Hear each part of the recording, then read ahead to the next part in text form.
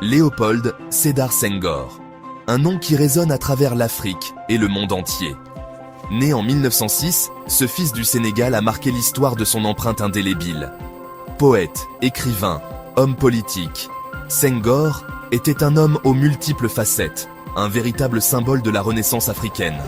Sa vie est un récit captivant, un voyage qui transcende les frontières géographiques et intellectuelles. Du Sénégal à la France, des bancs de l'école aux plus hautes sphères du pouvoir, Senghor a toujours cherché à élever sa voix pour défendre ses idéaux et promouvoir la culture de son continent. Il a incarné l'espoir d'une Afrique nouvelle, fière de son identité et prête à prendre sa place sur la scène internationale. Son combat pour la reconnaissance de la culture noire, son engagement politique pour l'indépendance du Sénégal et son œuvre littéraire ont fait de lui une figure incontournable du XXe siècle. En tant que poète, il a su capturer l'essence de l'âme africaine dans ses écrits, utilisant la langue française pour exprimer la beauté et la complexité de la culture noire. Ses poèmes sont des hymnes à la négritude, un mouvement littéraire et culturel qu'il a cofondé pour célébrer l'identité noire. En tant qu'homme politique, il a joué un rôle crucial dans l'indépendance du Sénégal, devenant le premier président du pays en 1960. Son leadership a été marqué par une vision de paix et de développement, cherchant à construire une nation forte et unie. Senghor a également été un ardent défenseur de la francophonie, croyant en la puissance de la langue française pour unir les peuples et promouvoir le dialogue interculturel. Son héritage continue d'inspirer des générations d'Africains et de francophones à travers le monde. Léopold Sédar Senghor, une légende africaine dont l'impact résonne encore aujourd'hui. Son œuvre et sa vision ont laissé une marque indélébile sur l'histoire, faisant de lui une figure emblématique de la culture et de la politique africaine. Léopold Sédar Senghor voit le jour au village de Joal, au Sénégal, le 9 octobre 1906. Son enfance est bercée par les traditions sérères, une culture riche en contes, en chants et en poésie. Son père, un riche commerçant, lui offre une éducation catholique rigoureuse. Senghor se distingue rapidement par son intelligence et sa soif d'apprendre. Après ses études primaires et secondaires au Sénégal, il obtient une bourse pour poursuivre ses études en France. Il intègre le prestigieux lycée Louis-le-Grand, puis la Sorbonne, à Paris. C'est dans cet environnement intellectuel stimulant qu'il découvre les grands auteurs classiques et contemporains. Il se passionne pour la littérature, la philosophie et l'histoire. Senghor s'imprègne des idées humanistes qui nourrissent en sa réflexion sur l'identité, la culture et la place de l'Afrique dans le monde.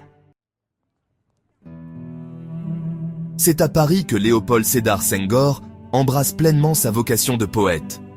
La ville lumière, avec ses rues pavées et ses cafés littéraires, devient le berceau de son inspiration. Il publie ses premiers poèmes dans des revues littéraires, explorant des thèmes qui lui sont chers. L'Afrique, la négritude, l'amour, la nature. Ces publications lui permettent de se faire un nom dans le cercle littéraire parisien. Sa voix singulière, empreinte de lyrisme et de musicalité, ne tarde pas à se faire remarquer. Les critiques littéraires louent son talent et sa capacité à capturer l'essence de l'âme africaine dans ses vers. Son recueil « Chants d'ombre », publié en 1945, marque un tournant dans sa carrière littéraire. Ce livre, salué par la critique, est une ode à l'Afrique et à ses traditions. Il y célèbre la beauté de l'Afrique, la richesse de ses traditions et la dignité de son peuple. Chaque poème est une peinture vivante de son continent natal, un hommage vibrant à ses racines. Ces mots résonnent comme un cri d'amour pour son continent natal. Ils évoquent la nostalgie, la fierté et l'espoir d'un avenir meilleur pour l'Afrique.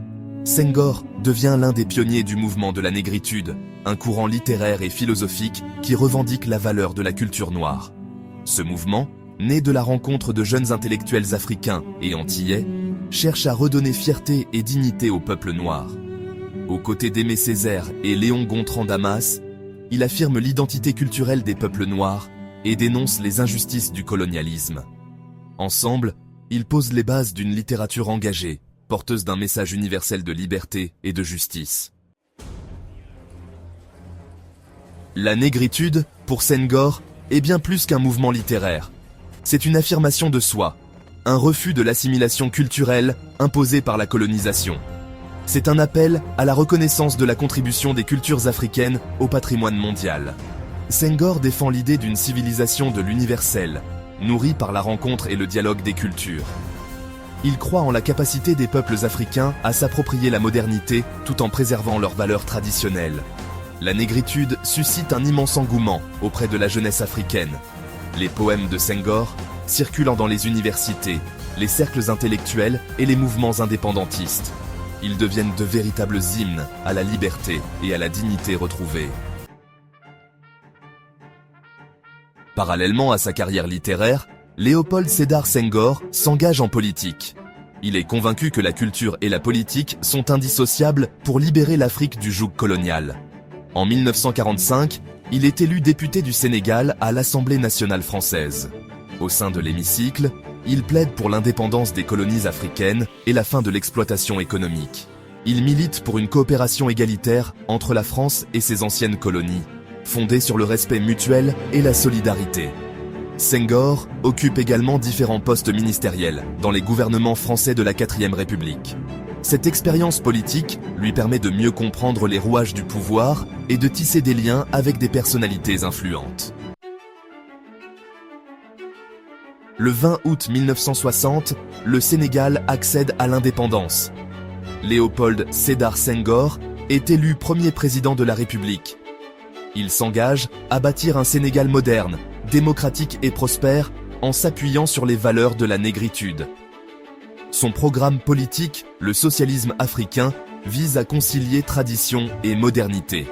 Il met l'accent sur l'éducation, la santé, le développement rural et la promotion des arts et de la culture. Senghor instaure un régime démocratique multipartite et garantit les libertés fondamentales. Son action politique est saluée par ses pairs africains et sur la scène internationale. Il joue un rôle important au sein de l'Organisation de l'Unité africaine, OUA, et défend l'idée d'une Afrique unie et solidaire. Léopold Sédar Senghor quitte le pouvoir en 1980, après 20 années à la tête du Sénégal. Son départ marque la fin d'une ère, mais aussi le début d'un nouveau chapitre pour le pays. En tant que premier président du Sénégal, il a joué un rôle crucial dans la formation de l'identité nationale et la consolidation de l'État. Il se retire de la vie politique pour se consacrer à l'écriture et à la réflexion. Senghor, poète et philosophe, trouve dans la littérature un moyen d'exprimer ses idées et ses visions pour l'Afrique. Ses écrits deviennent une source d'inspiration pour de nombreux intellectuels et artistes. Il continue de voyager, de donner des conférences et de recevoir des prix prestigieux. Partout où il va, Senghor est accueilli avec respect et admiration. Ses discours, empreints de sagesse et de profondeur, captivent les auditoires du monde entier.